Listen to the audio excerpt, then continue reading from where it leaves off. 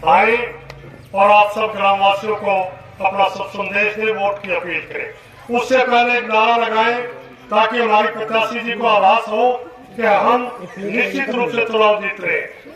श्रीमती नैना चौटाला जिंदाबाद, जिंदाबाद जिंदाबाद, जोर से बोलो जिंदाबाद, जिंदाबाद जिंदाबाद, जितेगी ना जितेगी,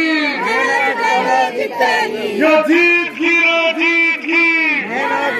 जीत की, दुष्यंत चौटाला जिंदाबाद, जिंदाबाद जिंदाबाद। श्रीमती नैना जी। बच्चों, बड़ी संख्या में आई हुई मेरी बहनें, मेरी माताएं, मेरी बेटियां, पूरा सम्मानित मंच में एक एक व्यक्ति विशेष का, पूरे गांव का, आप लोग सारे इकट्ठे हुए। सबसे पहले तो मैं सबका बहुत बहुत हाथ जोड़ के धन्यवाद करूंगी कि आप लोग इकट्ठे हुए। मैं तो आप लोगों के पास जो 25 तारीख को देश की सबसे बड़ी पंचायत का चुनाव है, उस चुनाव के लिए मैं खुद खड़ी हुई हूँ। मैं नैना सिंह चौटाला जननायक जनता पार्टी की उम्मीदवार हूँ। चुनाव चिन्ह जो है वो मेरा चाबी का निशान है। मैं तो आपसे इस चाबी के लिए आशीर्वाद लेने आई हूँ। मैं तो जननायक जनता पार्टी के लिए आशीर्वाद लेने आई हूँ और मैं मेरे खुद के लिए आप लोगों का आशीर्वाद, सहयोग और साथ मांगने के लिए आपके गांव आई हूँ। और मुझे पूरा विश्वास है कि आप लोगों ने हमेशा, जो निर्लाल से लेकर चाहे वो अजय सिंह चौटाला जी हो, चाहे दुष्यंत हो, हमेशा आप लोगों ने बढ़ चढ़ कर साथ दी है। पीछे भी आपने हमारी पार्टी का विधायक बना के भेजा था जोगीराम सियाह को, और बना के तो बहुत खुशी खुशी भेजा था, पर किसी के मन में हम झांक नहीं सकते कि कौन धोखेबाज निकलेगा और कौन क्या निकलेगा। ये किसी के माथे पे लिखा नहीं होता कि लंबे समय आपका कौन साथ देगा, किसी के मन में क्या है, तो किसी को पहचान पाना बहुत मुश्किल है। कोई बात नहीं, अपना काम था, अपनी पार्टी का था, अपने विधायक बना दिया, अब वो जाने उसका मुकद्दर जाने। आगे मैं किसी के लिए कभी नहीं कहती, पर मैं सिर्फ मैं कहती हूँ दुनिया में सारे दोबारा विधायक बन जाएंगे, पर जोगीराम कभी दोबारा विधायक नहीं बनेगा कभी भी। ये लिखवा लो आप मेरे से, क्योंकि इतना बड़ा धोखेबाज आदमी। और कहते हैं ना भाई, ये तो वो गांव में कहते हैं ना, खाए पिए कसम का गीत गाए पीरे का। तो भाई विधायक तो बनाए जज्बा, और सारी उम्र गीत गाए विधानसभा में बैठ के भारतीय जनता पार्टी। अब पता चलेगा आगे जब कभी वोट मांगने आएगा। मैं कहती हूँ ऐसे लोगों को आप सबक सिखाओ। आपके वोट के दम पे जो जननायक जनता पार्टी का वोट लेके आज जो बीजेपी के लिए वोट मांग रहे हैं, ऐसे लोग दोबारा फिर आएंगे विधानसभा के लिए आप लोगों के। पर ये सबक आप लोगों को सिखाना है। आपके लिए सांसद बनने के लिए अनेकों पार्टियां जो है वो आपके पास वोट मांगने के लिए आएंगी।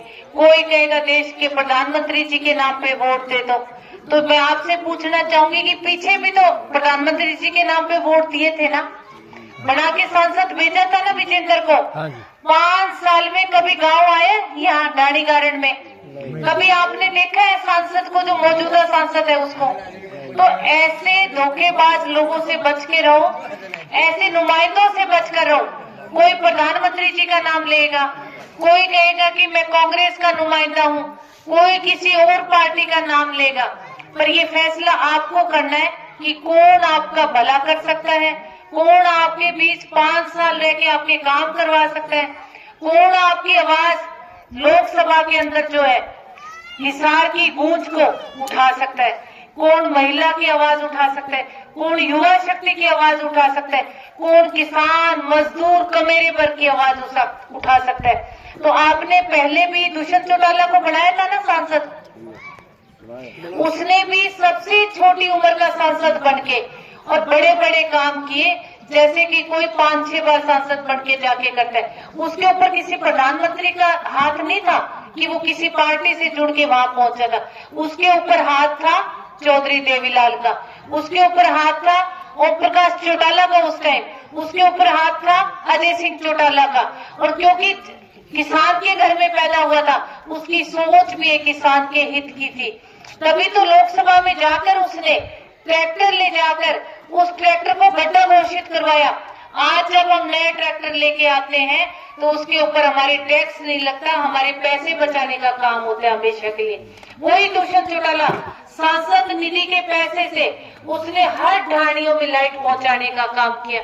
वही दुष्यंत चौटाला है जिसने गांव-गांव वाटर टैंकर खड़े करने का काम किया। आज चलो हम लोग भी उसको देख देख के वाटर टैंकर गांव में दे रहे हैं और एमएलए दे रहे हैं और एमपी दे रहे हैं, पर एक चीज की शुरुआत करने की बात होती है। शुरुआत जो देवला जी ने की थी ना पेंशन की, आज हमारे बूढ़े बुजुर्ग जो है, जो 100 रुपए पेंशन शुरू हुई थी, तब ये लगता कि ये तो 100 रुपए, पर उस टाइम में वो 100 रुपए में कहती लाख रुपए के बराबर थे, क्योंकि समय ऐसा था। पर उन्होंने बहुत दूर का सोचा कि कोई भी सरकार आएगी, ये जो बुढ़ापा पेंशन है इसको कोई आदमी कम तो कर ही नहीं सकता, हर बार इसको बढ़ाने का काम करेंगे। अब जैसे ये 3000 होगी, आगे हो सकता है कोई अच्छा वक्त आए तो और भी ज्यादा हो जाए, पर जब भी ये पैसे हाथ में आएंगे कोई ये नहीं कहेगा कि इस सरकार ने हमें 3000 रुपए देने का काम किया। कोई कहता है कि गठबंधन की सरकार ने, सारे लोग यही बोलते हैं कि 3000 रुपए जो है वो चौधरी देवीलाल की देन है। चौधरी देवीलाल ने हमारा बुढ़ापा जो है वो सुरक्षित कर दिया। तो ये नाम जो है वो सदियों तक चलता रहेगा। कहते ना जब तक तेरा नाम रहेगा ताऊ तेरा नाम रहेगा, तो इसीलिए इन चीजों में जो है वो ताऊ का नाम रहेगा।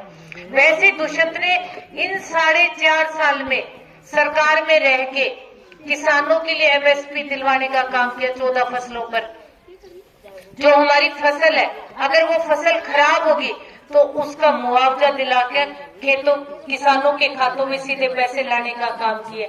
हिसार की मैं बात करूं तो एयरपोर्ट लाने का काम किया, क्योंकि कल को एयरपोर्ट जब चलेगा उसमें बच्चे नौकरी लगेंगे तो और किसके लगेंगे? मुझे लगता है या तो हिसार या बरवाड़ा, क्योंकि आपकी सड़क जो है वो एयरपोर्ट में लिए तो आपके बच्चे नौकरी लगेंगे वहां पर। अगर मैं खरगोदा मारुति प्लांट की बात करूं तो कितना बड़ा प्रोजेक्ट है, कल को अगर बच्चे लगेंगे उसमें तो किसके लगेंगे? हरियाणा के। ऐसी अनेक योजनाएं हैं जो दुष्यंत चौटाला ने लाने का काम किए है, लागू करवाने का काम किए। तो आपके बीच में अनेक तरह के लोग आएंगे, ये फैसला आपने करना है कि कौन आपके लिए अच्छा है, कौन नकली है, कौन सिर्फ बातों से वोट मांग रहा है, कौन मन से वोट मांग रहा है, कौन आपका भला कर सकता है। तो बहुत सोच के 25 तारीख को जब आप वोट डालने के लिए जाओ तो सुबह से लेकर शाम तक मैं तो आपसे वोट की अपील करने आई हूँ कि हिसार के इतिहास में आज तक कभी कोई महिला जो है वो लोकसभा नहीं गई, कभी भी। हमेशा जो है वो पुरुष सांसद बन के गए हैं। पहली बार 67 साल के इतिहास में किसी महिला को टिकट मिली है। तो एक महिला शक्ति से मैं कहूंगी कि इस बार एक करड़ा सा जोटा मार दो और महिला को वोट देकर और सांसद भेज दो। बहुत सारी स्कीम है आप लोगों के लिए सेंट्रल गवर्नमेंट में, अभी तक कोई आदमी सांसद नहीं लेके आया वो आप लोगों के लिए। चाहे वो सिलाई सेंटर्स खोलने की बात हो गांव-गांव, चाहे वो छोटे छोटे लघु उद्योग लाने की बात हो, और बहुत कुछ है महिलाओं के लिए।